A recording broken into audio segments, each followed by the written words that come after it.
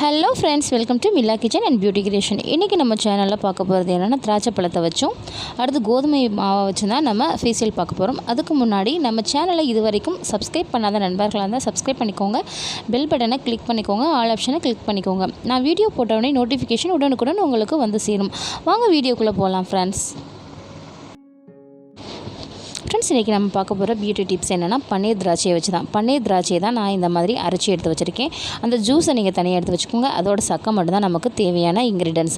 இதை எடுத்து வச்சுக்கோங்க. உங்கள் ஃபேஸில் வந்து ரத்த ஓட்டம் சீராக இயங்கும். இந்த பன்னீர் திராட்சையோட இந்த சக்கையை மட்டும் நம்ம யூஸ் பண்ணுறனால இதை எப்பயுமே நீங்கள் ஜூஸ் அடிச்சுட்டு இந்த பன்னீர் திராட்சையோட சக்கையை எடுத்து வச்சு நீங்கள் ஃபேஸ் மாஸ்க் போட்டு பாருங்கள். உங்கள் ஃபேஸ் க்ளோவாகவும் கருவளையங்கள் இல்லாமல் போகும். நல்லா பல முன்னும்.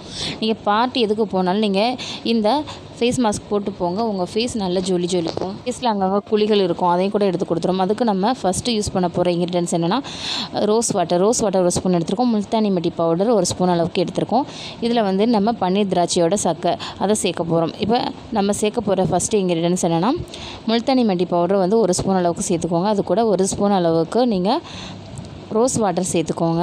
அதுக்கடுத்து ஒரு ஸ்பூன் அளவுக்கு நீங்கள் பன்னீர் திராட்சையோட சக்கை அதை மட்டும் சேர்த்துட்டு நல்லா நீங்கள் மிக்ஸ் பண்ணி எடுத்துக்கோங்க. இதை நல்லா பேஸ்ட்டாக இந்த மாதிரி எடுத்துக்கலாம். நம்ம ஃபேஸை வந்து நல்லா வாஷ் பண்ணி க்ளீன் பண்ணிடுங்க. அதுக்கடுத்து இதை வந்து ஃபேஸில் மாஸ்க்காக போடுங்க. நல்லா ஒரு 20 நிமிஷம் அளவுக்கு நீங்கள் போடுங்க.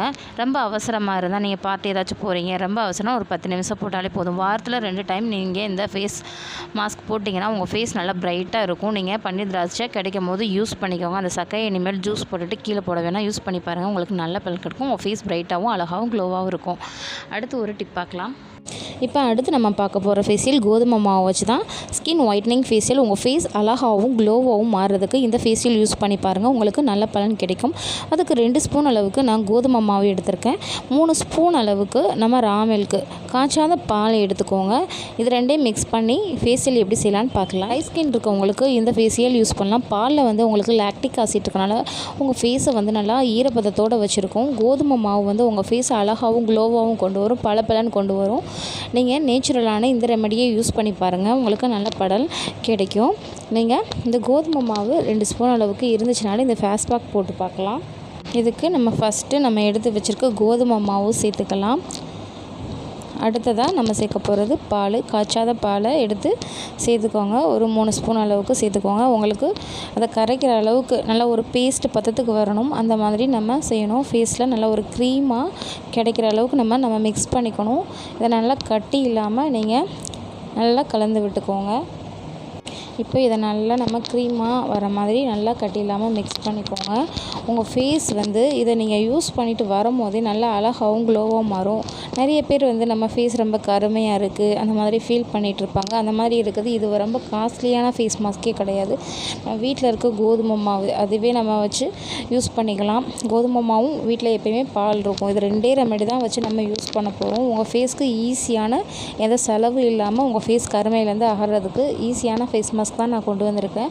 இதை நீங்கள் யூஸ் பண்ணி பாருங்கள். ஃபேஸில் நல்லா வாஷ் பண்ணிக்கோங்க. க்ளீனாக வாஷ் பண்ணிவிட்டு ஃபஸ்ட்டு நீங்கள் பாலை வச்சு கூட நல்லா ஒரு தடவை வாஷ் பண்ணி விட்டுட்டு அதுக்கடுத்து நீங்கள் இதை எடுத்து இந்த பேஸ்ட்டை நல்லா சர்க்குலர் மோஷனில் நீங்கள் அப்ளை பண்ணி விடுங்க. எப்போயுமே கீழே இருந்து மேலே வரைக்கும் நல்லா ஃபேஸில் நல்லா அப்ளை பண்ணி விடுங்க. உங்கள் கழுத்து எல்லாமே எங்கெங்கே கருமையாக இருக்குது நீங்கள் ஃபீல் பண்ணுறீங்களோ அந்த இடத்துல எல்லாம் நல்லா வச்சு நல்லா மசாஜ் பண்ணி விடுங்க. நல்லா சர்க்குலர் மோஷனில் பண்ணி நீங்கள் பண்ணும் போதே உங்களுக்கு தெரியும். ஒன் டைம் பண்ணும் போதே உங்களுக்கு லேசாக இருக்க கருமையெல்லாம் போயிடும். அடுத்தடுத்து நீங்கள் யூஸ் பண்ணிகிட்டே வந்தீங்க அப்படின்னா உங்கள் ஃபேஸில் இருக்க கருமையெல்லாம் போகிறது உங்களுக்கே தெளிவாக தெரியும்.